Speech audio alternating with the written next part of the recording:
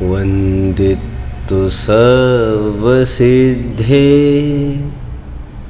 ध्रुवमचलमनोवमं गदिं पते वोच्छामि समयपाहुड मीणमोसुद केवली भणिदम् नमः समयसाराय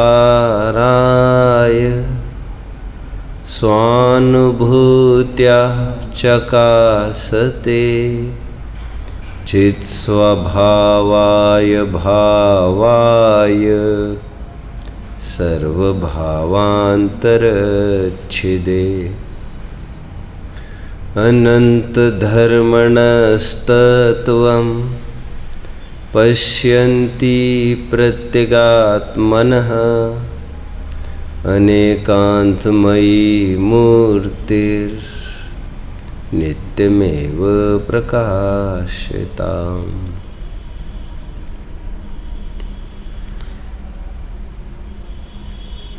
To increase our life, to increase, in other words, to increase the value of our life, try to reduce the radius. Radius of what? Of our wandering and wondering.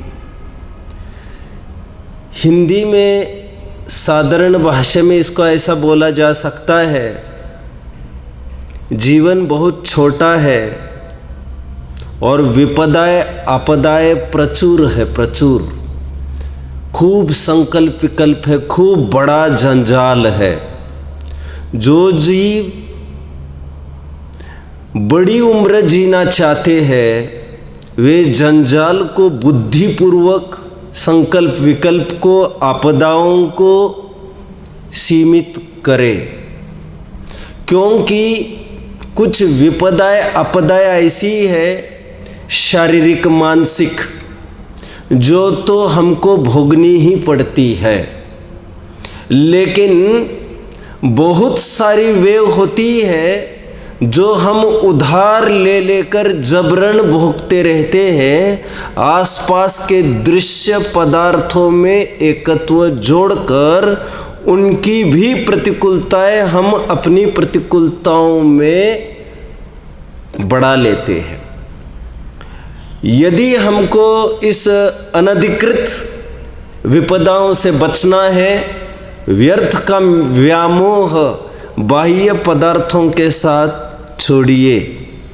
जैसे नीतिकार कहते हैं, दीर्घजीवी लोग, ज़्यादा जीवन जीने की इच्छा तमन्ना रखने वाले लोग, उनको चाहिए ज़्यादा दवा, ज़्यादा पोषक तत्व की चीज़ें खाने में ज़्यादा ध्यान न देकर वे अपनी निद्रा को घटाए, आलस के स्थान को घटाए, विकथाओं के स्थान को घटाए। देखिए, जितना आपका जीवन है उसी में से आपको लगने लग जाएगा आपका जीवन बहुत बढ़ गया है। और यदि विकथाएं आदि जो कि त्यों है आपकी, तो भला 50 से 80 साल जीकर भी भला करेंगे क्या आप, जब आपको समय की कीमत ही पता नहीं है। Again, to make the most out of our life, try to ignore the least valuable or unvaluable things. हमारे जीवन को यदि ऊंचाई पर हम लाना चाहते हैं तो जिनको गौण कर सकते हैं ऐसे सभी प्रसंगों को गौण करने का भरसक प्रयास करो। आप 1000 दफ़े किसी भी चीज़ में प्रवृत्ति करते समय सोचिए, यदि मैं प्रवृत्ति ही नहीं करूं तो भला क्या समस्या आ सकती है। और यदि आपको ये उत्तर मिल जाए, हाँ बड़ी कोई समस्या नहीं है, तो आप कुछ भी करके उसमें प्रवेश मत करिए, क्योंकि होता स्वयं जगत परिणाम, मैं जग का करता क्या काम। भटकना सीमित करिए, आपको जीवन सुख कर लगने लग जाएगा। किसी के भी सामने गिड़गिड़ाने की, कोई साधनों को जुटाने की आवश्यकता नहीं पड़ेगी। 31वीं और 32वीं गाथा को बहुत सुंदर तरीके से मैं कुछ रूल्स बताऊंगा जो आपको बहुत अच्छे लगेंगे। थोड़े से नियमों में हम इसे बांध देते हैं ताकि उठते बैठते हम इसका स्मरण कर सके, एट अ ग्लांस, जरा में ही सूत्रबद्ध कर सके इन दो गाथाओं को और उनकी टीकाओं को, उनके भाव को। 31वीं गाथा को देखते हैं थोड़ा सा। रूल 1, 31वीं गाथा के कुछ रूल्स। ज्ञान बढ़ाने के नाम पर अनादिकाल से जीव ने गे ही बढ़ाए हैं। अच्छी भाषा में ज्ञान को सुरक्षित करने के नाम पर ज्ञान का भार ही बढ़ाया है। उसके माथे ढोने की एक नई जिम्मेदारी ही आ गई है। मैं किस किस को संभालूं, क्या क्या याद रखो। छोटे बच्चों का जीवन देखते हैं तो बहुत कहना चाहिए। जो under employment, under as employment का एक एक्ट निकला था ना, उम्र के कम बच्चे वालों को से काम कराना अपराध, उससे कम ये बात नहीं लगती है। आज बच्चों का जीवन इतना दर्दनाक है। अच्छा लगा था जब कुछ टाइम पहले महाराष्ट्र के सीएम ने ये घोषणा की थी कि 4th स्टैंडर्ड तक के किसी भी बच्चे को होमवर्क नहीं दिया जाएगा। देखो, लौकिक आदमी ये कह रहा है उसको जीवन जीने की, सच्चा जीवन जीने की सहूलियत दी जाए, उसको दबाया नहीं जाए। यहाँ पर भी वो यही करेगा, घर पे यही करेगा, तो यहाँ का काम यही पूरा करे, होमवर्क कुछ न दे, घर पर उसको जीने दे, उसको नई शिक्षाएं सीखने का अवसर मिलना चाहिए माता पिता से। जीवन को, समाज को, दुनिया को सीखने दो, अवंतर पढ़ने दो उसको। एक बात, पहला मैंने ये नियम कहा, ज्ञान बढ़ाने के नाम पर हमने ज्ञान के भार को बढ़ाया है। इसके लिए मैं ये कह रहा था, थोड़ा बच्चों को देखो, बाहर जाने की आवश्यकता नहीं है। हमारे मंगलायतन में भी हम थोड़ा सा दृष्टिपात करें तो ये चाहते हैं कि हमारा बच्चा जैसे स्कूल जाकर आएगा, डीपीएस ब्रांडेड स्कूल, 6-7 घंटे वहाँ पर जाके आएगा, फिर इसके बाद दाव लगे तो यहाँ से अलीगढ़ भेज देंगे हम। वो डांस सीख सकता है क्या, कराटे सीख सकता है क्या, आर्ट सीख सकता है क्या, जापानीज जर्मन सीख सकता है क्या, कैलियोग्राफी वगैरह आर्ट सीख सकता है क्या, और कोई एबेकस वेबेकस सीख सकता है क्या, कोई कॉम्पिटिटिव एग्ज़ाम की तैयारी कर सकता है क्या। उसको खाली नहीं बैठना देना चाहते हम, एक एक मिनट उसको व्यस्त करना चाहते हैं हम, और जीवन जीने का कुछ मज़ा ही ख़त्म कर दिया है। अपने टाइम में तो स्कूल के सिलेबस में आपको याद आ रहा होगा, गेम्स का पीरियड रहता था, लाइब्रेरी का पीरियड रहता था, पिकनिक्स के नाम पर भी एजुकेशनल टूरिंग हुआ करती थी। हमको शिक्षा हफ्ते हफ्ते महीने महीने में लोकल जगह ले जाकर बिना मूल्य, निःशुल्क। तुम तो इतना पैसा लेकर इतना 1000 किलोमीटर दूर लेके जा रहे हैं, लॉज आदि का खर्चा, और जो तुम्हारे आउटस्कर्ट्स पे इतनी सारी फैक्ट्रीज है, और उनको तो दिखाओ जो बिना मूल्य दिखाई जा सकती है। तुम उनको जेल में लेके जाओ, तुम उनके अस्पताल में लेके जाओ, और जगह लेके जाना चाहिए उनको, कौन सी चीज़ कैसे। एनीवे, आज ज्ञानार्जन के नाम पर ये जीव पूरा आहूत हो रहा है पर द्रव्य में, अपना सर्वस्व मिटा रहा है। रूल 1, ज्ञान को बढ़ाने के नाम पर वो ज्ञान का भार ही बढ़ा रहा है। इसी के अंतर्गत समझना चाहिए आपको, जिसे लौकिक विद्याओं का बहुत आदर है, उसे ग्रंथ ग्रंथांतरों की विद्या का, आचार्य भगवंत संतों की, विद्वानों ने बहुत मेहनत से लिखे साहित्य का, इस शब्द ब्रह्म का अनादर है। फिर से, जिसे लौकिक विद्या का आदर है, उसे इस आध्यात्मिक विद्याओं का इस क्षयोपशम का अनादर है। पॉइंट 1। पॉइंट 2 मैं आपसे बुलवाऊंगा फिर से। पॉइंट 1 मैंने तो कहा था ज्ञान बढ़ाने के नाम पर ज्ञान के बाहर को बढ़ाता है। आप इसको ऐसा भी लिख लीजिए, लौकिक विद्याओं का जिसे आदर है उसे आचार्य भगवंतों की वाणी, इतने सारे ग्रंथ, उनकी टीकाओं का आदर नहीं हो सकता। एक पॉइंट। पॉइंट 2 बड़े भी यही तो करते हैं, नया नया ज्ञान, आज ये आइटम, ये पिछले हफ्ते तो बना था, आज ये नया नया कुछ अपडेट चाहते हैं, वे नया नया ज्ञान चाहते हैं। एक बात। दूसरी बात, जिसे आचार्य भगवंतों की वाणी का, इस क्षयोपशमिक ज्ञान का आदर है, उसे केवल ज्ञान का अनादर है। पॉइंट 2। पॉइंट 3 जिसे केवल ज्ञान का आदर है उसे लाक्षणिक पर्याय का अनादर है। पॉइंट 4 क्योंकि हमारी प्रसिद्धि का साधन लाक्षणिक पर्याय है। जानना मात्र जानना मेरा काम। ध्यान रखना, केवल ज्ञान कितना भी बड़ा हो, हमारे आत्मा को प्रसिद्ध करने के लिए वह समर्थ क्या उपस्थित ही नहीं है। इसलिए केवल ज्ञान को लक्षण नहीं बनाया आत्मा का। और यदि कोई ऐसा करता है तो अतिव्याप्ति दोष का दूषण लाता है। हमारा लक्षण मात्र जानना जानना जानना जानना, ज्ञान की प्रतिपल उठे तरंग झांकता जिसमें आत्म राम। प्रतिपल जो जानना जानना जानना ऐसा होता है, वह हमारी अंदरूनी सांस है, वह हमारा श्वास है। आगे बढ़ते हैं। कितने पॉइंट्स हुए? 31वें के कितने रूल्स बताए भाई साहब मैंने? चौथा फिर से मैं चारों बताता हूँ फिर से। जिसे लौकिक विद्याओं का आदर है उसे आचार्य भगवंतों के द्वारा बताए हुए ज्ञान का अनादर है। जिनको इन ग्रंथों का, पोथी पन्नों के ही लिखे हुए का कुछ आदर है, अर्थात क्षयोपशमिक ज्ञान का, उसे केवल ज्ञान का आदर नहीं है। जिसे केवल ज्ञान का आदर है वहीं पर रुक जाता है। प्रसंगवशात इन सबकी महिमा जिनागम में आई तो थी, लेकिन जो यहीं पर रुकता है, आगे नहीं बढ़ता है, उनका निराकरण करने का प्रयास।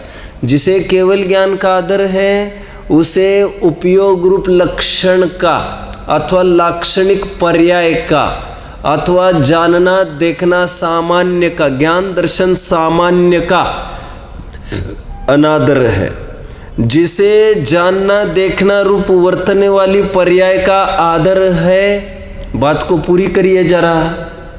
ज्ञान आदि अनंत गुणों के स्वामी इस भगवान आत्मा, मुझ आत्मा अनादि निधन तत्व का अनादर है। ये गे गायक संकर दोष के कुछ नियम मैंने यहाँ से बताए, जिसमें आपके बाहर के इंद्रियों के विषय से लेकर ये वर्तने वाला क्षयोपशम तो क्या, केवल ज्ञान तो क्या, अनादिकाल से वर्तने वाले इस उपयोग रूप लक्षण से भी दृष्टि हटाने की प्रेरणा मिली। गे गायक संकर दोष का परिहार करो जीवो, बड़े भाग्य से जैन धर्म मिला है। यदि यह नहीं समझ पाओगे तो आपके मरने में और माफ़ करना मुसलमान की मौत में कुछ भी फर्क नहीं होगा। घर वाले एक आध फोटो लटका देंगे, जैसी उनकी लटकाते वैसी तुम्हारी लटक सकती है। 10-5 दिन तुम्हारी चर्चाएं होगी। रे जीव, तुम तो अपने आगे ब्राह्मण का अपना भाव भोगने के लिए चले जाओगे, और इस क्षयोपशम का क्या फल मिलेगा तुम्हें? पर्याय बदली, आंखें खुली, वहाँ पर एकदम जीरो से तुम्हें स्टार्ट करना पड़ेगा। यदि संगी बने तो, असंगी बने तो मेरे यार तुम अक्षरी विद्या ही कहाँ से करोगे? कहाँ से 6 द्रव्य 7 तत्व? सब खत्म। गे गायक संकर दोष का परिहार करो, ज्ञान स्वभाव की महिमा लाओ। स्वाधीन तत्व की महिमा लाओ। अच्छे शब्दों का प्रयोग था, अंत प्रकाशमान, स्वयं सिद्ध, स्वाधीन, आदि आदि अनादि निधन की बात हमने देखी थी। अभी 32वीं गाथा को थोड़ा सूत्रबद्ध करने का प्रयास किया है, थोड़ा मैं उसको कहूँगा, समझने का प्रयास करिए। जिसे तीव्र कषाय का आदर है उसे शुभ भाव का आदर कभी नहीं हो सकता। तीव्र कषाय का आदर किसे हो सकता है, किसे होता है?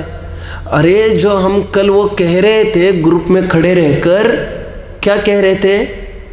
हम ये कह रहे थे कि कितना पैसा कमाए, गजब गजब, उसने इतने थोड़े से टाइम में कितना पैसा कमाया। अभी सुनते हैं उन्होंने 7-8 करोड़ की गाड़ी भी ली है, वो गाड़ी ऐसी है, वो गाड़ी वैसी है, आदि आदि आदि आदि। ये तीव्र कषाय का आदर जो करते हैं उसने लोभ का आदर किया, लोभी का आदर किया।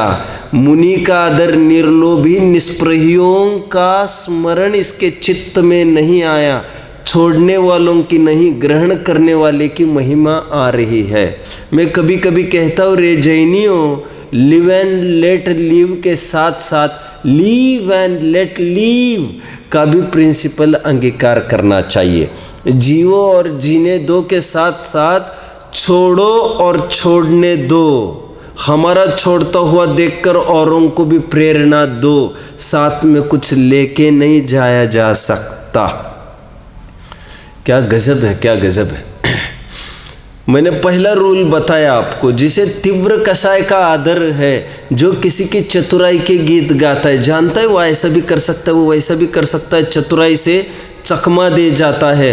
क्रोध, मान, माया, लोभ का जो आदर करता है उसे शुभ भाव का आदर नहीं हो सकता। पॉइंट 2, जिसे शुभ भाव का आदर है उसे शुद्धोपयोग का आदर नहीं हो सकता। 3, चौथे पॉइंट की तरफ बढ़ते हैं। जिसे शुद्धोपयोग का आदर है, कल की भाषा में 320वीं गाथा की टीका जयसेन स्वामी, उसे शुद्ध पारिणामिक भाव का आदर नहीं हो सकता। ये भाव्य भावक संकर दोष का परिहार किया। फिर से क्या मुझे आगे बढ़ना चाहिए? मैं और दूसरी भाषा में भी बताता हूँ इसको थोड़ा। अभी मैंने क्या कहा? जिसे तीव्र कषाय का आदर है, कषाय का आदर, कषाइयों का आदर, क्रोधी, मानी, माया और लोभियों का आदर करना। जिसके पास जितना उसकी उतनी महंतता, ये लोभ ही का तो आदर कर रहे हैं। जिसे तीव्र कषाय की महिमा है, आदर है, उसे मंद कषाय के शुभ भाव का आदर नहीं है। देवशास्त्र गुरु की खरी भक्ति और इस न्याय से देवशास्त्र गुरु के प्रति खरा आदर उसे नहीं है। जिसे देवशास्त्र गुरु अथवा शुभ भाव का ही आदर है, वही तक रुका है, तो वह शुभ भाव भी उसके गले के हड्डी बन गई है अभी। क्यों? क्योंकि जिसे शुभ भाव का आदर है उसका पर लक्ष्य तो बरकरार है, उसका अंतर लक्ष्य नहीं हो सकता। और पर घर झांकने से, ताकने झांकने से हमारी भूख थोड़ी ना शमन होती है। क्या कहा? पर है ना, कौन बड़ाई जलधि मिली, गंग नाम की ही भौन, काहू की प्रभुता नहीं घटी, पर घर गए रहीम। क्या कहा मैंने?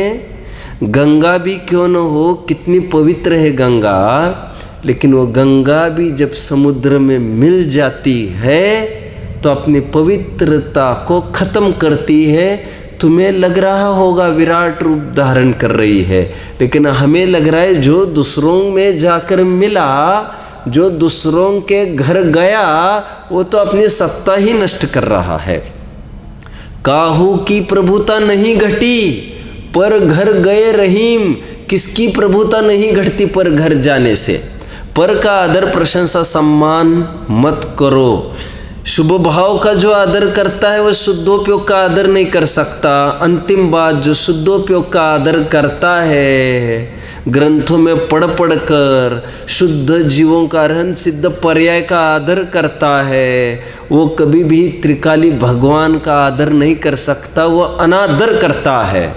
यह भाव्य भावक संकर दोष का एक स्वरूप बताया और उसका निवारण यदि होता है, त्रिकाली तक आते हैं तो उस दोष का भी निवारण हो जाएगा। भाव्य भावक संकर दोष को के निवारण के लिए मैं और दूसरी मेथड से बात करता हूँ, इसको पॉइंट वाइज बताता हूँ। जिसे असत नो कर्म का कर्तृत्व दिमाग में पड़ा है, उसको उस नए जीव को, भोले जीव को समझा बुझा कर उन असत कर्मों का नो कर्मों का अलम्बन छुड़ाकर सत नो कर्मों का कर्तृत्व दिया जाता है। पॉइंट 1 फिर से बोलूं, मतलब अर्थ ये है कि आज तक ये मानता था कि ये दुर्जन ही मेरे काम आएंगे। देखो 2-5 ऐसे दोस्त चाहिए संकट में, यही तो काम आते हैं। अरे ये तुम्हारे दोस्त है ये सोचकर ही तो तुम संकट मोल लेते हो। तुम्हारे दिमाग में ये होता मैं अकेला ही खड़ा हूँ तो चुपचाप अपने रास्ते चलता, उनके कारण ये आफत मोल रहा है। और संकट तो मोल लेगा और आसपास कोई दिखेगा नहीं, वो दूसरी मिर्च लग जाएगी तुम्हें। तो कहते हैं ये कुसंग तुम्हारा कुछ करता है, तुम कुसंग का कुछ तुम करना चाहिए, ये मान्यताएं छोड़ो। कुसंग तुम्हारा, सत्संग तुम्हारा करेगा भला, और तुम भी सत्संग का ही जो कुछ करना चाहते हो उपकार वो उन्हीं का करो। असत नो कर्मों का आलम्बन हटाकर सत नो कर्मों का आलम्बन दिया जाता है। आगे सत नो कर्मों का भी आलम्बन हटाया जाता है। कहा जाता है ये सत्संग है, ये देव शास्त्र गुरु है, ये थोड़े ना कोई तुम्हें काम में आते हैं। ये तुम्हारा भाव कर्म जो तुमने राग किया वही तुम्हें काम में आता है। तुम्हारी भक्ति उनके प्रति की तो तुम्हें थोड़ी ना वे ईश्वर आदि काम में आएंगे। तो इन नो कर्म का आलम्बन हटाकर भाव कर्म को प्लेस किया जाता है। फिर आगे का स्टेप, भाव कर्म के भी कर्तृत्व को हटाकर बोल पाएंगे आगे, जानना मात्र का कर्तृत्व दिया जाता है। रे जीव तू राग आदि करने वाला नहीं है, ज्ञाता मात्र है। राग कर सकता है कोई जीव? मेरा प्रश्न भर है, प्रश्न। तुमने जैसा राग किया था उस बच्चे जब बच्चा था, वैसा ही राग आज इतना बड़ा होने के बाद करोगे तुम? कदापि नहीं। तुम्हारे पत्नी के प्रति तुमने जैसा राग किया था शादी के पहले हफ्ते में, ऐसा राग आज कर सकोगे? नहीं। माता पिता के प्रति पहले जैसे राग किया था आज ऐसा कहकर भी नहीं कर सकते हो तुम, क्योंकि तुम कहोगे साहब वो होता नहीं, वो तो कर किया नहीं जाता, वो हो जाता है। इसलिए हम कहते हैं भाव कर्म के कर्तृत्व को छुड़ाकर जानना मात्र का कर्तृत्व दिया जाता है। और आगे चलकर इस जीव को जानना मात्र का भी कर्तृत्व हटाकर बोलिए अकर्तृत्व दिया जाता है। तो ज्ञाता मात्र है। ये भाव्य भावक संकर दोष का परिहार हुआ। भावक के नाम पर हमने नो कर्म को भी लिया, द्रव्य कर्म को भी लिया। सॉरी, द्रव्य कर्म हमने छोड़ दिया क्या इसमें? हाँ, द्रव्य कर्म का एक और पॉइंट इसमें डालना चाहिए था। सत नो कर्म का भी आलम्बन हटाकर उसको ये कहा जाता है तू तो द्रव्य कर्म का करता है और द्रव्य कर्म तुम्हारा करता है। फिर द्रव्य कर्म, क्योंकि भावक तो मूल में वही है, भावक के रूप में हमने नो कर्म भी ले लिया और द्रव्य कर्म तो आचार्य देव ले ही रहे हैं। लेकिन मैंने थोड़ी प्रैक्टिकल चर्चा की, क्योंकि लोगों की दृष्टि थोड़ा बीवी बच्चों के ऊपर रहती है, दवा दारू के ऊपर होती है। हमको तुरंत लगता है थोड़ी दवा ली तो हमको लगता है, देखो आज गांव के लोग भी बेसब्री से फटाफट वे मेडिकल स्टोर में भागते। नहीं तो गांव के लोग पहले ऐसा नहीं करते थे, इतनी सहनशीलता होती थी, पहले तो निकाल लेते थे जो होगा, नहीं तो फिर काढ़ा वाड़ा दवा ये सब थोड़ी बहुत ये प्राकृतिक जीवन जीते हैं। ये देखो, कुत्ता कुत्ते को काटते कभी उसको कोई इंजेक्शन लेना पड़ता है? बंदर बंदर को काटते कभी कुछ होता है? ये सब आपस में सब एक दूसरी चीजें जानते हैं, जड़ी बूटियाँ, ये सब बच सकते हैं एक दूसरों से। सांप सांप को काटे, सांप को कुछ नहीं हो सकता। ये सब प्राकृतिक जीवन जीते हैं, हम भूल रहे हैं। एनीवे, आगे बढ़ता हूं मैं। नो कर्म का आकर्षण घटे, द्रव्य कर्म तक लाकर सीमित किया। द्रव्य कर्म का आकर्षण खत्म किया, भाव कर्म तक लाया। भाव कर्म से भी हटाया, जानना मात्र हमारा काम। जानना मात्र, वो उसका भी कर्तृत्व हटाया, क्योंकि ज्ञान का कर्ता मतलब ही अकर्ता। उसमें क्या करना, सूरज को क्या उजाले का करना। तो ये पूरा चक्र ये भाव्य भावक संकर दोष का परिहार है। मैंने अभी 3 नियमावलियाँ दी भाई साहब, 3 बनाए। एक तो 31वीं गाथा की एक बनी है गे गायक संकर दोष के परिहार के लिए। मुझे शीघ्रता से आगे बढ़ना, मैं रिपीट नहीं करूंगा। भाव्य भावक संकर दोष के परिहार के लिए मैंने 2 प्रकार से नियमावली का इंटरप्रिटेशन किया। शॉर्ट में यदि ये समझते हैं तो आपको गाथा गले उतर जाएगी।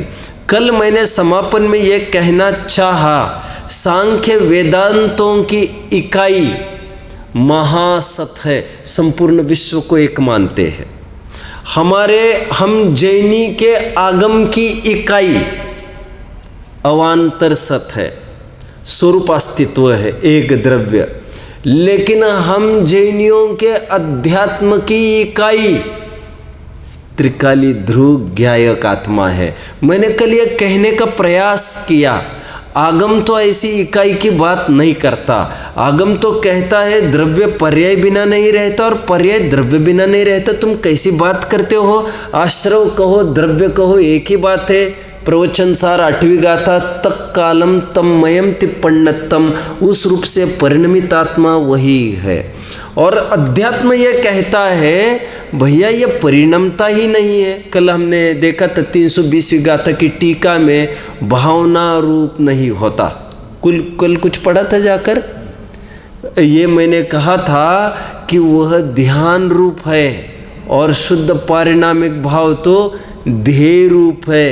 ध्येय भावना रूप नहीं होता, ध्यान विनाशिक है। मैं ये कल बोल रहा था, कल पढ़ के दिखा रहा था। आज थोड़ा सा मैं टीका की तरफ बढ़ता हूँ। 32वीं गाथा की टीका पढ़ के दिखाता हूँ। देखो, पूरी करने का तो भाव है, लेकिन क्या मालूम क्या होगा। मोह कर्म, अभी मैं एक एक वर्ड पढ़ूंगा। मोह 32वीं गाथा की टीका, उत्थानिका तो पढ़ी थी, भाव्य भावक संकर दोष का परिहार करते हैं। मैं और भी गहरा अर्थ खोलूंगा थोड़ी देर में। मोह कर्म फल देने की सामर्थ्य से प्रगट उदय रूप होकर भावक पने से प्रकट होता है। ये है भावक द्रव्य कर्म का उदय। उदय द्रव्य कर्म मात्र नहीं, सत्ता में पड़ा वाला नहीं, भावक एक। तथापि तदनुसार जिसकी प्रवृत्ति है, ऐसा जो अपना आत्मा वह भाव्य। ध्यान रखना, भाव्य किसको कहा जा रहा है? राग आदि से परिणमित आत्मा को साफ साफ लिखा ही है। अब मैं आगे चलूंगा थोड़ा, और मैं जो कल तक कह रहा था उसकी सिद्धि करूंगा अभी मैं। उसको भेद विज्ञान के बल द्वारा, उसको किसको? द्रव्य कर्म के उदय को, और किसको? और इस भाव कर्म को, भाव्य को क्या करना? भेद विज्ञान के बल के द्वारा। द्रव्य कर्म के उदय से भी भेद विज्ञान करना, और जो भाव कर्म है उससे भी भेद विज्ञान करना। दोनों से, जिसकी कल चर्चा हम करते आए और ये कहने का प्रयास किया कि वर्तने वाली वो विकृति है, वह भी मेरा स्वभाव नहीं है। 181वीं गाथा है, समय सार की पढ़ना चाहिए, जो ये कहती है आत्मा का आधार आधेय संबंध उपयोग का उपयोगवान के साथ है और आश्रव का आश्रव के साथ है। आश्रव का और आत्मा का आधार आधेय संबंध नहीं है, दोनों स्वतंत्र चीज है, दोनों के प्रदेश तक न्यारे कह दिए। तो ये जो वर्तमान पर्याय है उससे भिन्नता कराई यहाँ पर। अभी कोई यदि ऐसा अर्थ करना चाहे कि नहीं साहब यहाँ पर तो भाव्य मतलब तो पूरा राग से परिणमित आत्मा लिया है, यदि कोई ऐसा अर्थ करे और उससे भेद विज्ञान करना है, तो मुझे ये कहना है यदि ऐसा भी कोई अर्थ करता चले आपत्ति कुछ नहीं होगी। आपको किसी ने कुछ कहा है तो वैसा ही अर्थ करना ऐसा जरूरी नहीं, लेकिन आपके दिमाग में त्रिकाली ध्रुव होना चाहिए। समझ लीजिए बात को। यहाँ पर यदि कोई ऐसा अर्थ करे द्रव्य कर्म व भावक और मेरा राग आदि रूप परिणमित होना व भाव्य, और ये हो गया आपस में नाता जोड़ना, मतलब हम उसको देखकर रीझ गए ना, ये भाव्य भावक संकर कर दिया हमने, जुड़ गए। राग आदि परिणमन होना ही जुड़ने का प्रतीक है। भैया समझ रहे मेरी बात को? हम राग आदि रूप नहीं परिणमते तो जुड़ने का प्रतीक होता ही नहीं। वो उदय कर्म का उदय मात्र में आना। आज फिर एक होमवर्क आपको, प्रवचन सार की 45वीं गाथा की जयसेन स्वामी की टीका, जहाँ पर वे ये कहते हैं द्रव्य कर्म का उदय मात्र नवीन बंध का कारण नहीं है, क्योंकि यदि ऐसा होता तो सभी संसारी जीवों के सदा काल कर्म का उदय होने से किसी का भी निर्वाण संभव नहीं होगा, कभी भी नहीं, किसी का भी नहीं। इसी द्रव्य कर्म के उदय में हमें अपना काम करना है। कल तक जो दोस्त आते थे हमको बुलाने, सीटी बजाते थे और ये बेचैन हो उठता था। क्यों? 12-12 बजे तक इसको शराब खाने में पड़े रहना है, अथवा सिगरेट आदि गांजा चरस जो भी लत लगी। अभी वे आज फिर से आए बुलाने के लिए, लेकिन ध्यान रखना वे तुम्हारे घर में नहीं घुसे हैं आकर, वे तुम्हें कोई झंगा झोली करके तुम्हारी गर्दन पकड़ के तुम्हारा हाथ पकड़ के तुमको घर से बाहर नहीं लेके जाते। ध्यान रखना, इस दरवाजे की कुंडी अंदर से बंद थी। ये इल्ज़ाम नहीं लगाना कि उन्होंने बिगाड़ा है, उनकी आवाज़ तुम पर आई, तुम्हारे पैर अपने आप उठे, तुमने पुस्तक छोड़ दी, माँ बाप की संगति छोड़ दी, सत्संग छोड़ा और तुम दरवाजे की ओर बढ़े। कुंडी 4-4 कुंदियाँ खोली रात के टाइम में, हमारे मना करने पर भी। यदि उनके बुलाने से तुम गए हो तो हमारे लौटकर बुलाने से तुम लौटकर आते ना। इसका मतलब तुम्हारी मन की चंचलता तुम्हें वहाँ ले गई। क्यों दोषारोपण करना दोस्तों पर? सुनो, कल वे फिर से आएंगे, कल वे आएंगे फिर से हॉर्न बजाएंगे गाड़ियों के। तुम बेचैन नहीं हो उठना, मानसिक तैयारियां शाम से ही कर लेना। वे आएंगे, सब मिलके आएंगे और मुझे टस से मस नहीं होना है। जो होगा देखा जाएगा, आज तो मैं नहीं जाऊंगा। और तुम थोड़ा थोड़ा प्रयास करो, कदाचित आज जा भी पाओ। जाने के बाद तुम्हें आज अपसेट फील होगा, अरे मैंने ये क्या किया, इतना प्लान करके भी आज मैं मेरे प्लान के मुताबिक नहीं चल पाया। तुम्हें वो भले ही तुम पीकर भी आओगे, पीने में वैसा मज़ा नहीं आएगा, ना ही वैसी नशा चढ़ेगी, और तुम पाओगे अरे मैंने क्या किया, फिर से क्यों चला गया। और 2-4 दिन में तुम ये पाओगे, फिर उनका आवाज़ भी तुमको असर नहीं कर पाएगा, तुम वहाँ पर बने रहोगे। और एक दिन ऐसा आएगा कि हाँ आज वे लौट कर चले गए और मैं नहीं गया। आश्चर्य! अभी कल आएंगे, परसों आएंगे, तो दूसरे दिन वे आएंगे तो तुम्हें कल का स्मरण हिम्मत दिलाएगा। कल भी उन्होंने बुलाया था, मैं नहीं गया था, ये मतलब मैं कर सकता हूँ, मैं इनके बिना जी सकता हूँ। Don't respond. और 10-5 दिन निकल जाए, फिर क्या, फिर तो वे ही नहीं आएंगे बुलाने को, दूसरा कोई बकरा ढूंढ लेंगे। सिद्धांत बताइए भाई साहब जरा, सिद्धांत। द्रव्य कर्म का उदय आएगा, तुम्हें स्वरूप से हाथ पकड़कर बाहर नहीं निकालता।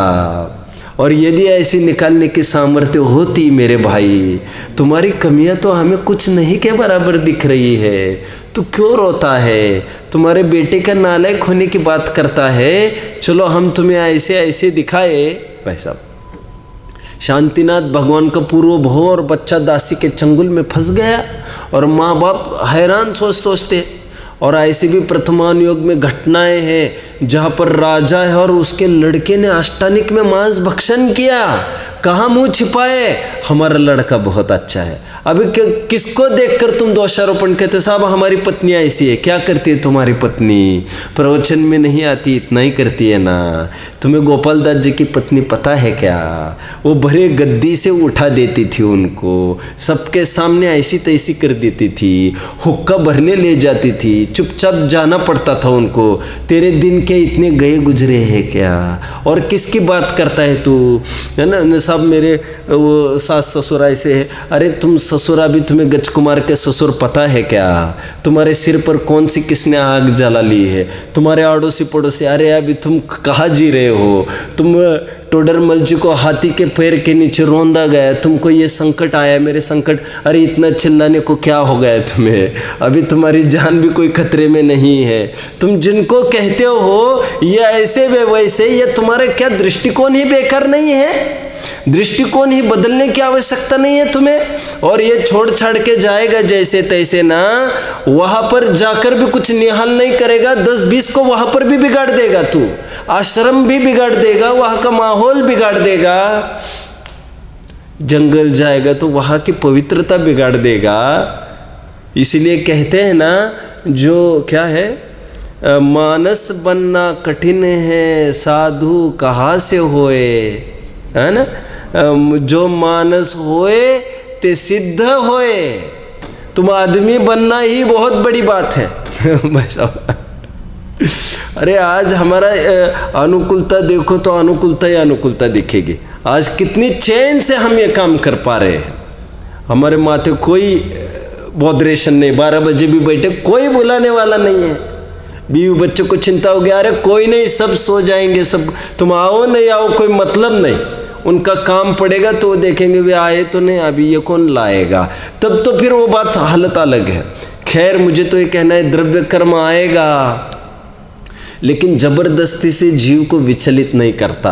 क्योंकि ऐसा होता तो द्रव्य कर्म का उदय तो सब पर आया था, लेकिन कुछ जीव अपने स्वरूप से बाहर नहीं निकल पाए, अभ्यस्त हो गए, सो वे मुक्त हो गए और कतार लग गई है आज ऊपर सिद्धशिला पर। वे भी तो ऐसे ही तो थे। तो कहने का तात्पर्य, कोई भाव्य भावक संकर दोष का परिहार का अर्थ ऐसा भी लगेगा। कैसा? द्रव्य कर्म का उदय आना और उसको भाव कर्म रूप रिएक्ट नहीं करना, जब उनके अधीन महसूस नहीं करना, अपना अपना स्वरूप में रममाण होना, तो संकर दोष का निवारण हो गया। लेकिन कुछ विशेष बात के लिए मैं रुका हूं, मैं विशेष बात बाद में कहूंगा, आगे बढ़ता हूं। उसको भेद विज्ञान के बल द्वारा दूर से ही अलग करने से, चलो मैं अभी कह ही देता हूँ। यहाँ पर भाव्य भावक संकर दोष का परिहार आम नहीं लेना है। आपको लगेगा द्रव्य कर्म का उदय आया और उस रूप हम प्रभावित नहीं हो गए संकर दोष का परिहार। ऐसे में तो यह तो चौथे ही गुणस्थान में घटित हो जाएगा, भाव्य भावक संकर दोष का परिहार। लेकिन जयसेन स्वामी ने खास उल्लेख करते हुए ये कहा है कि यह जीव 11वें गुणस्थानवर्ती जीव है। इसका मतलब भाव्य भावक संकर दोष का परिहार मतलब क्या? यहाँ पर भावक का उदय मोहनीय, मात्र दर्शन मोहनीय की बात नहीं लेना चाहिए, चारित्र मोहनीय के भी उदय की बात लेना और भाव कर्म रूप नहीं परिणमना, वह भाव्य भावक संकर दोष का परिहार 11वें गुणस्थान में देखने में आता है। जितेंद्रिय जिन चौथे गुणस्थानवर्ती को संज्ञा मिली और यह जीव को एक नई संज्ञा दी, जित मोह जिन।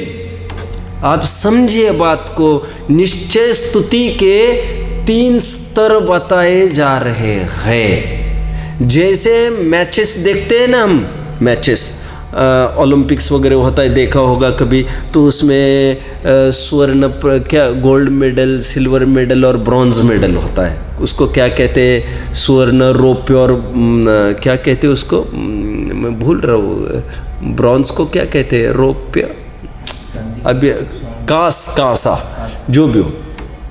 तो उसमें देखा होगा, उसमें लोकेशन पर पहला नंबर वाले यहाँ खड़ा, दूसरा वाला यहाँ, तीसरा, देखा है। तो यहाँ पर भी ये कह रहे हैं ये 3 अलग अलग स्तर है, 3 अलग अलग स्तुतियाँ है। जितेंद्रिय जिन चौथे ही गुणस्थान में बन जाता है। अभी यहाँ पर कोई अर्थ करे, जितेंद्रिय तो सब 13वें गुणस्थान में होते हैं, यहाँ पर विशिष्ट अर्थ करना है जो आचार्यों ने किया है। हम आचार्यों ने कहे हुए मंतव्य को स्पष्ट करते हैं। यदि आचार्य वैसा कहते तो हम वैसा मानते और वो कोई आपत्ति नहीं होती, क्योंकि वो तो जीत है। कितनी मात्रा में जितेंद्रिय जिन चौथे गुण स्थान में हो गया, जबकि अविरति है भाई साहब। अभी कोई इंद्रिय है, कोई एक देश रूप से भी इंद्रिय विरति नहीं है, सकल विरति तो सवाल भी नहीं है, ना मुनि है ना अनुवृत्ति, लेकिन फिर भी चौथे गुण स्थान को जितेंद्रिय जिन कहा। भाव्य भावक संकर दोष का परिहार 11वें गुण स्थान में जितमोह जिन कहा। इतना फर्क समझना। मैं नए शब्दों में एक नई बात फिर से कहूंगा।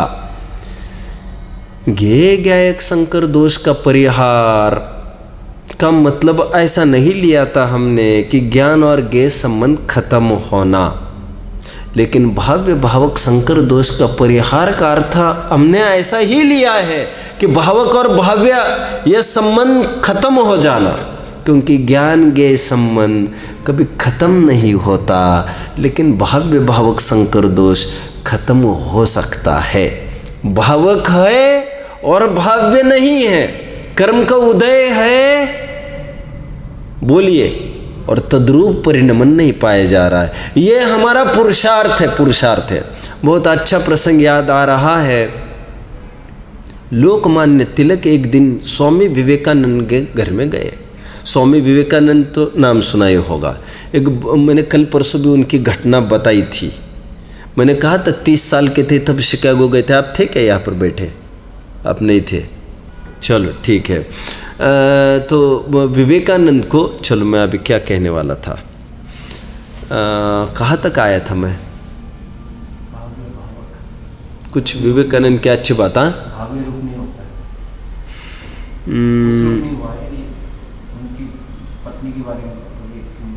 नहीं, कल आज मैं एक नई घटना बताने वाला था। चलो अभी याद आएगी तो मैं बता दूंगा आपको। यहाँ पर भाव्य भावक संकर दोष मतलब भावक तो है लेकिन भाव्य रूप नहीं परिणमना। स्थितियाँ तो सब है वैसी, लेकिन उस रूप नहीं परिणमना, सहज रहना, उसको भाव्य भावक। थोड़ा फर्क समझ में आता है। ज्ञेय ज्ञायक संकर दोष का परिहार, ज्ञेय ज्ञायक संबंध तो बना रहेगा, उसमें तो जीव अजीव तत्व संबंधी भूल। हमने ये कहा था जो ज्ञेय है उनको तो ज्ञान समझता है, और फिर उनका आकर्षण क्यों नहीं होगा, और ज्ञायक से का जब परिचय ही नहीं है तो बाहर की जीव हुजूरी क्यों नहीं करेगा। स्वयं खदान है और बाहर की जीव हुजूरी क्यों नहीं करेगा। और भाव्य भावक संकर दोष में कह रहे भाव्य भावक संकर, भाव्य भावक संबंध खत्म होना मतलब भावक का उदय होगा, भावक होगा लेकिन भाव्य नहीं होगा। आज अब जानते होंगे 10वें गुणस्थान तक मोहनीय का उदय है, 90वें गुणस्थान तक मोहनीय बंधता है, 10वें गुणस्थान का नाम सूक्ष्म लोभ है, 11वें गुणस्थान उपशांत मोह है, 20वां गुणस्थान है, वहाँ पर कोई राग द्वेष रूप परिणमन नहीं, वहाँ पर कोई भाव्य नहीं, और खरेखर आज यहाँ पर भावक भी नहीं। समझ में आया? ध्यान रखना, 10वें गुणस्थान में भाव्य तो नहीं है लेकिन भावक तो है। और यहाँ पर भावक भाव्य संकर दोष का परिहार मतलब ना भावक ना भाव्य, ऐसा आचार्यों को इष्ट है। नहीं तो 10वां गुणस्थान भी कह सकते होते, लेकिन उन्होंने 11 गुणस्थान कहा जिन्होंने मोह को जीत लिया है। थोड़ा और आगे बढ़ूंगा। अब जानते होंगे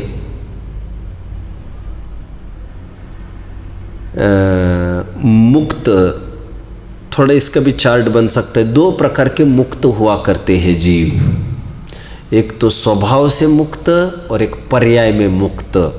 स्वभाव से मुक्त ये आम जनों को पता नहीं है। स्वभाव से मुक्त का तात्पर्य मुक्त होने की सामर्थ्य जो सब में पाई जाती है। कबीर की भाषा में उन पर चकमक, चकमक क्या कबीर की भाषा में ये कहेंगे, जो चकमक में आग, जिस प्रकार उस चकमक में आग है ही, आपको लग रहा है ऊपर से तो ठंडा है, इस चकमक में क्या है, और जैसे एक दूसरों पर रगड़ा गया, उसमें आग डेवलप करने की एक योग्यता है। विशिष्ट पद्धति से रगड़ना पड़ेगा। आपको भी इस जीव में सामर्थ्य है भगवान बनने की, उसका विशिष्ट एप्लीकेशन आपको करना पड़ेगा। आपको ऐसा यकीन करना पड़ेगा, जो जानन वस्तु है उतना ही मैं हूँ। तो देखिए ये भगवान पना बाहर में भी प्रकट होगा। भगवान का अंश हम में है, और जो ज्ञान स्वभाव है वो न खाता है, न पीता है, न बीमार होता है। जो पिता झलक जो पुत्र में दिखती सैंपल से हमको उस स्वभाव की महिमा आ सकती है, और व्यक्त पर्याय की भी, भगवान की भी महिमा आ सकती है। मैं अभी क्या कह रहा था, मैं ये कह रहा था कि एक तो दृष्टि मुक्त होते हैं, एक तो स्वभाव मुक्त और एक तो पर्याय मुक्त। पर्याय मुक्त सिद्ध भगवान है, और स्वभाव मुक्त कौन है?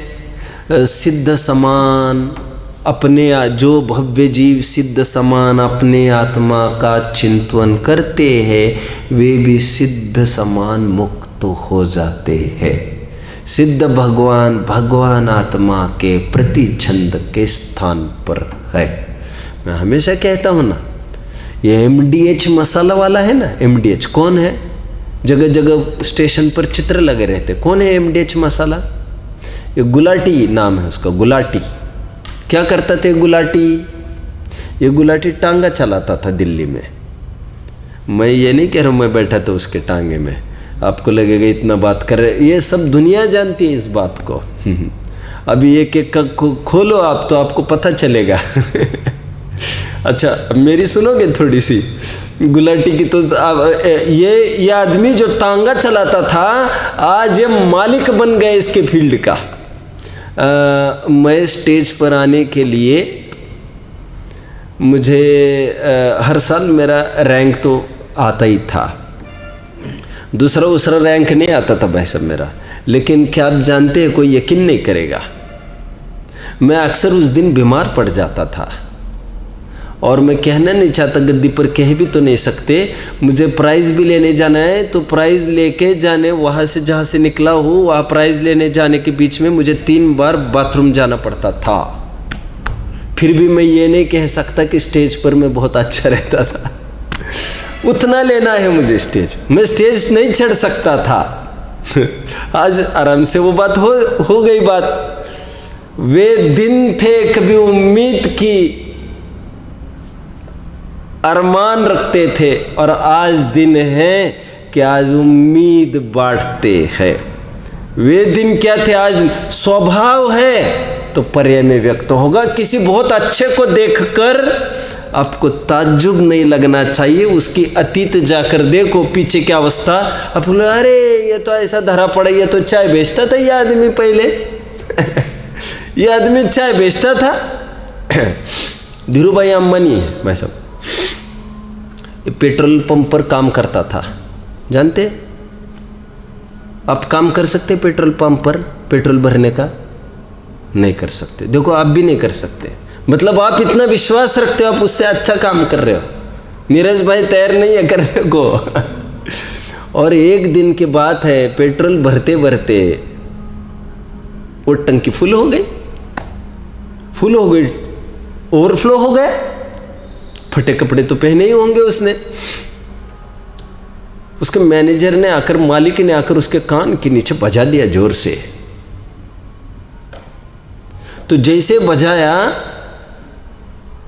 तो उसने पंप तो छोड़ ही दिया। तो उसने कहा कि साहब आपने अच्छा नहीं किया ऐसा करके। अच्छा नहीं किया, ये बच्चे क्या बोल रहे हैं? कह रहे वो तो ठीक है बोले, लेकिन मैं कुछ सपने देख रहा था, आपने मेरे सपनों को तोड़ दिया। जो सपने देखने की उमंग रखता है और उसी पेट्रोल पंप पर सबसे पहली गाड़ी उस ज़माने में 35 लाख की गाड़ी लेकर वो आदमी खड़ा है, भरो पेट्रोल, वो आदमी खड़ा है आज। और उसने कभी, आज उसके सब पेट्रोलियम प्रोडक्ट्स का मालिक बन गया। वो पेट्रोल ही तो भरता तो आदमी।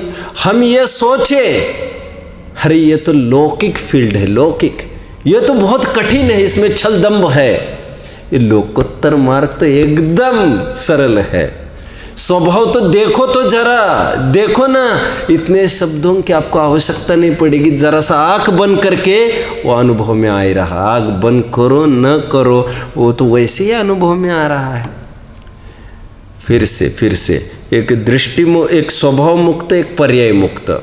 पर्याय मुक्त के भी 2 भेद करना है आपको, 3 भेद करिए। एक तो दृष्टि मुक्त, चौथा गुणस्थान जिसको जितेंद्रिय जिन कहा जा रहा है, गे गया एक संकर दोष का परिहार कहा जा रहा है। एक तो 11वां 12वां गुणस्थान जो कि जिसको मोह मुक्त कहा गया है।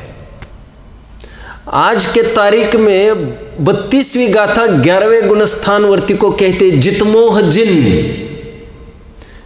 33वीं गाथा कल क्षीण मोह जिन की बात करेगी, 12वें गुणस्थान की। इसमें भी 2 भेद किए, विशेष चर्चा तो कल ही करना बनेगा। और एक है भाव मुक्त, जीवन मुक्त, अरहंत भगवान, और एक तो है द्रव्य मुक्त, सिद्ध भगवान। तो देखिए टीका को देख लेते, उसके भेद विज्ञान के बल द्वारा दूर से ही अलग करने से इस प्रकार बलपूर्वक मोह का तिरस्कार करके, मोह का तिरस्कार करने की क्या विधि है, मोह का तिरस्कार करने की क्या विधि है, उसकी तरफ प्रेम से देखो मत। देखो वो बच्चा आकर मुझे ही क्यों चिपटते हैं। अरे आते जाते तू बच्चे को तो जो उनको ऐसी बच्चों जैसी बातें करता है, वो तुम्हें ही आकर चिपट रहे हैं। देखो ना, मुझे परेशान कर रहे और किसी को नहीं करते, तुम्हें ही क्यों कर रहे हैं, तुम्हें ही क्यों कर रहे हैं। क्योंकि मैंने अक्सर यहाँ पर देखा, किसी को परेशान कर रहे कुछ बच्चे, तुम मैंने जिसको परेशान कर रहे उसी को उठा दिया। सब मेरी क्या गलती, वो परेशान कर रहा है, वो तुम्हें ही क्यों परेशान कर रहा है। सब इसमें हम क्या कर सकते हैं, तुम बाहर तुम्हारा आचरण सुधारो, नहीं तो यहाँ आफत आ रही है। क्योंकि वे तो नहीं समझ रहे ना छोटे बच्चे। ऐसा मैं क्यों कह रहा हूँ, इतना सारा क्यों कहा मैंने। तिरस्कार करना मतलब क्या, यहाँ पर बच्चों को तिरस्कार नहीं करना, बच्चों को भाव नहीं दिया होता आज तक तो वो इतनी समस्या नहीं आती, वो पीछे नहीं लगते तुम्हारे। तुम्हें वो शांति से खेल रहे, तुम उठा कर उनको अपने गोदी में रख रहे हैं। तुम उठा कर यहाँ अपने खेल खिलौने जैसे, अरे वो उनको नेचुरली खेलने दो ना। जबरन तुम आफत मोल रहे हो। क्या कह रहे, जब क्या बलपूर्वक मोह का तिरस्कार करके। मोह का तिरस्कार करना मतलब क्या, मतलब द्रव्य मोह के उदय को रिएक्ट ही नहीं करना, भाव मोह रूप नहीं परिणाम नहीं तिरस्कार है। समस्त भावे भावक संकर दोष दूर हो जाने से एकत्व में टंकोत्कीर्ण और ज्ञान स्वभाव के द्वारा अन्य द्रव्यों के स्वभाव से होने वाले सर्व अन्य भावों से परमार्थता भिन्न अपने आत्मा को जो अनुभव करते हैं वे निश्चय से जितमोह, जिसने मोह को जीता है, जितमोह जिन है। पर्टिकुलर टर्म से ये कैसा है वो ज्ञान स्वभाव कल चर्चा करेंगे हम। जयसेन स्वामी को भी थोड़ा पढ़ेंगे, फिर 33वीं गाथा की तरफ बढ़ेंगे। ओम नमः।